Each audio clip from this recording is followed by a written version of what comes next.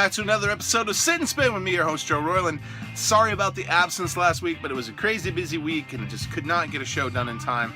But the good thing about that is it gives me the chance to talk about the record we're going to talk about today, which came out last Friday, which would have been after I would have already had my show recorded anyway.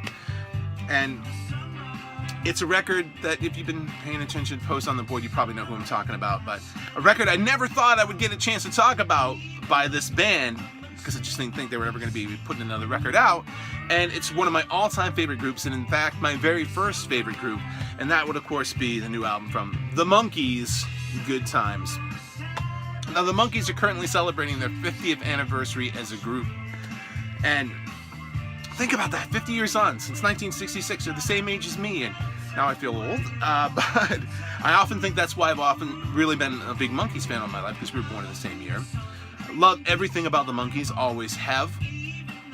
I'm not even going to get into that. They weren't a real band BS, because it's just not true. They were. Or at least for a little while. But think about that. 50 years on as a band. As Peter Tork said in a recent interview, that would be like them back in 1966 when they first started out, still talking about bands from 1916. Crazy, but here we are. We're still talking about awesome bands like the Monkees and other bands we still love. And they're still creating great music for us. Good Times is the 12th studio album by the band, their first in 20 years since 1996's Justice, and also their first since the passing of the late Davy Jones in 2012. Now, when I first heard about this project, I was a little bit apprehensive about it because, let's be honest, the band's prior to reunion-style albums, 1987's Pool It and 1996's Justice, were a bit underwhelming. They don't necessarily hold up. They have their moments, but overall, things about them don't hold up. Pool It, as a matter of fact, is probably the most dated sounding record of the band's career. It sounds even more dated than their 60s work. But when I found out that this record was going to be produced by Adam Schlesinger, I was automatically, fears were a bit assuaged, because I love Adam Schlesinger's work from the bands he's been in, Fountains of Wayne, Ivy, Tinted Windows, as well as the production he's done on a lot of my other favorite artists' work. And he's the absolute perfect guy for this job, and definitely proves it over and over again on this album. Now, this album features tracks written by the band's current members, Mickey Dolenz, Peter Tork, and Mike Nesmith, although technically out on tour right now, it's just Mickey and Peter, with Mike maybe dropping in for some special shows, but he is a member on the record. And along with those guys, songs written by the group's people who wrote for the group back in their heyday. Great writers like Neil Diamond, Carole King, and Gary Goffin, Harry Nilsson, Tommy Boyce and Bobby Hart, and Jeff Berry, among others. As well as, the cool thing about this record, it features new contributions from noted contemporary artists and Monkees fans themselves. People like Andy Partridge from XTC, who delivers a song, You Bring the Summer, Rivers Cuomo from Weezer, who delivers She Makes Me Laugh. Both of those songs are insanely catchy and just absolutely stellar contributions that sound like they could have come from the Monkees' classic heyday, and I dare you to get them out of your head after listening to them. Ben Gibbard from Def Cab for Cutie delivers the song Me and Magdalena, which is just an achingly beautiful all-country ballad, which is the perfect vehicle for Mike Nesmith's voice, the grandfather of all country music himself, as well as great co-harmony vocals from Mickey Dolenz, Noel Gallagher from Oasis and Noel Gallagher's High Flying Birds, and Paul Weller of The Jam and the Style Council among his solo career. They deliver another absolute standout track on this album, which is the song The Birth of an Accidental Hipster. Definitely one of the highlights of the record for me. And Schlesinger himself delivers one of my other favorite tracks on this album, which is a song called Our Own World, which features a great harpsichord in the background. At least I'm going to assume it's harpsichord. It sounds like it could just be like a harpsichord setting on a keyboard. The record credits list both Schlesinger and Peter Tork as playing on keyboards on the song, but none of them specify harpsichord. But one of my absolute favorite things in any Monkee song ever, in fact, any piece of music ever recorded, is Peter Tork's harpsichord solo on The Girl That I Knew Somewhere. So I'm going to say it's Pete on real harpsichord on that, regardless. But just great stuff. And if you may recognize some of these names as artists I have done shows on before. So naturally, I'm gonna dig all these songs by them on this record, and all the contemporary songs are just stellar, absolutely stellar, and fit in with the Monkees sound, which is just great.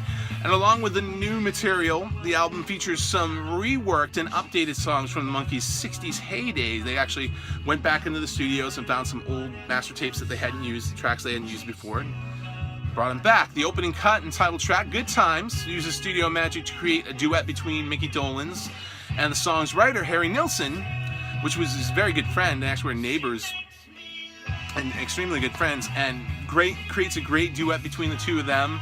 Gotta Give It Time dusts off an old Jeff Berry pen tune from 1967 and polishes it up with a 2016 sheen and another great Mickey Dolenz vocal. Mickey, of course, was one of the best singers of his generation. I don't care what anybody says. He was one of the greatest pop rock singers. The guy had a great scream. Not only did it deliver stunning lead vocals, but if you go back and you listen to a lot of those old Monkees tracks, he's not only doing the lead, but he's also sometimes accompanying himself on a second and sometimes third harmony vocals on those records. An amazing singer. Aside from that, you've got like tracks like Whatever's Right, which is a previously unreleased Boyce and Hart tune, freshly recorded, not previously recorded, but freshly recorded from 2016. Another great song. Features a bit of a reunion. Mike Viola from the Candy Butchers, most recently he's played with Bryan Adams, plays guitar in this track. And if you didn't know, Mike was the lead singer on the theme from the movie That Thing You Do, which was written by Adam Schlesinger. So it's kind of a cool little reunion going on between them, and Mike appears on some of the other tracks on this album too. Great to see that those guys are still friends and contributing to great pop music from now. And Whatever's Right also features Mickey's sister Coco on backing vocals as well. Love to Love, which was written by Neil Diamond, represents the late Davy Jones, and it's the sole track from Davy's vocals on here. And some people might say, oh, why didn't you use more Davy tracks? I get it though. It's like you want to be respectful but not overdo it. If you use too many songs from Davy, then you're kind of, I can't explain it exactly, but it's just great to honor him with one track. This song was a track that the band had previously recorded back in the 60s. It had never appeared on any of their original studio albums, but was featured on some box sets that the Monkees have issued in the past. But although in a different form, this track is Mickey Dolenz and Peter Tork adding their background vocals to it and kind of polishing it up a little bit. It sounds great in the new format. And Wasn't Born to Follow rounds out the kind of old tracks that the band had dug up. It was written by Jerry Goffin and Carole King and comes from the band's later post-TV show days and features one of the finest vocals ever committed to tape from Peter Tork. And same thing with his own original pen song here, Little Girl, which was a track he had originally written for Davy, and Davy had heard it and loved it, but never got to sing on it, so this was kind of another way of honoring the late Manchester Cowboy. And another, just a great, again, Peter Tork just shines on this record, which is awesome. I think it's some of the best work he's done on any Monkees record or any record, period. It's great to see that. Other Monkees originals here that shine as well. Mike Nesmith turns in a beautiful, mature ballad with his own I Know What I Want. And Mickey Dolenz offers up the humorously titled I Was There and I Was Told I Had a Good Time, which was co-written with Schlesinger. And they're pretty much the only musicians on the track. It's kind of funny, but very John Lennon-like. And I think Mickey would appreciate me saying that, even though, like, a lot of times you don't like the Beatles comparisons. But I get a very John Lennon solo track vibe from it. I think Lennon would have liked the song, too. But overall, man, this record is fantastic. It's everything that I think Monkees fans wanted out of Pool It and Justice, but just didn't get. And unlike mistakes kind of maybe made on those records, this record just, it combines the sound of the Monkees' heyday, but still feels contemporary now. It never feels dated or tired or out of place. 10 years, 5 years from now, 10 years from now, 15 years from now, 20 years from now, 30 years from now, if I'm still alive, I can see myself still enjoying this record as much as any of the Monkees' classic catalog, and it wouldn't feel out of place at all. And the fact that they can still deliver a record like that, 2016, is nothing short of phenomenal. One of the best records of the year, I would say so, in my book. Granted, my opinion's a little biased, but definitely, I think it's worthy, especially talking about all the other records that I've listened to and loved this year. This one fits right in with them. It's great stuff from the Monkees. Good times. If you're a fan, you definitely want to go out and pick it up because it's stellar. It's absolutely great. If you are going to pick it up, though, have a lot of options of ways you can get it. There are a lot of exclusive versions that are out. Myself, I got the FYE exclusive version, which features a bonus track called A Better World, if you can see it there, which is a very 60s peace and love hippie type message, co-written, rather not co-written, but written by Peter Tork's brother Nick, and featuring Peter on vocals. Again, another stellar cut for him on vocals. The Japanese version of the album has another Andy Partridge pen track called Love's What I Want. Haven't had a chance to check that one out yet.